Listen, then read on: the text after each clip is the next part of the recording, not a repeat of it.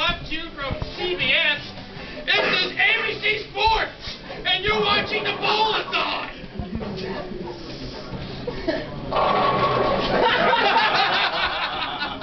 Terry, what kind of bowling do you expect to see from our competitors today? Well, Jerry, I gotta tell you, I think we're gonna see some real heroes of the lanes, true champions, if you know what I'm talking about. Tonight, we've got the cream de la cream of the bowling world. In our first match, we've got Lenny Carl, a man who's been bowling since the tender age of 5, going against Van Parrish. You folks at home, you're gonna want to keep your eyes out on this guy. He's got a real iron instinct for tearing up the lanes. This should be one hell of a barn burner. You can say that again. One hell of a barn burner. We're gonna burn that barn down. All right. Down to the ground. We get the point there, Terry. All right, first up we have Lenny Carl, which is a surprise because he was supposed to go second. Lenny Carl is local from Tony, Iowa, and getting a warm welcome from this crowd. Lenny Carl! Oh, there you go. You hear him pumping himself up, man. He is primed to bowl. All right, you can see it in his eyes. You can see it in his step, but most importantly, you can see it in the way he's caressing that ball, kind of like it was a 2-month-old infant with a titty instead of a head. He's primed to bowl! Outstandingly put, Terry. It seems that Van Parrish is stepping up to the lanes for his first frame.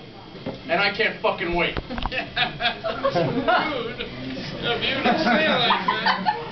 Any moment now, the man is holding a ball, and he is just staring at the... Oh, my God! I didn't even know he released it! Fucking believable. He rolled that ball just like a 19-year-old hippie rolls a joint of her favorite eucalyptus treasure.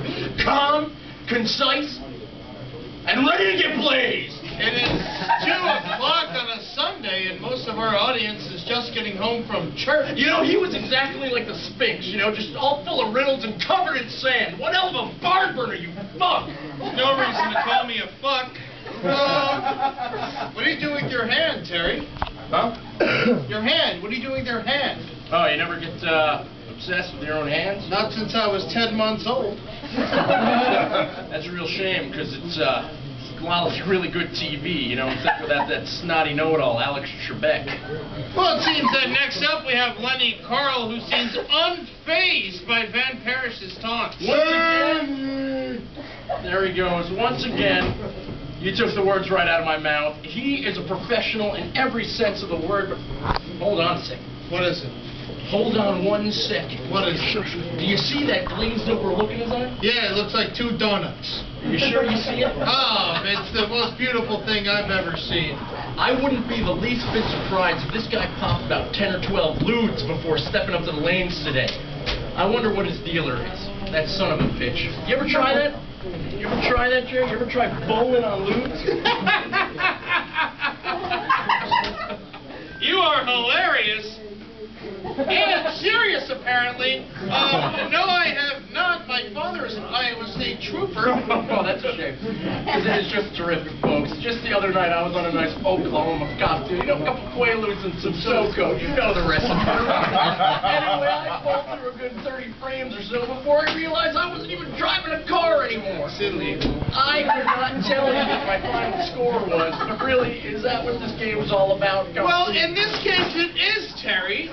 These bowlers are competing for the right to... Oh, excuse me, I'm getting an urgent message from my ear microphone here. Oh, okay. Oh, this is bad news. Oh,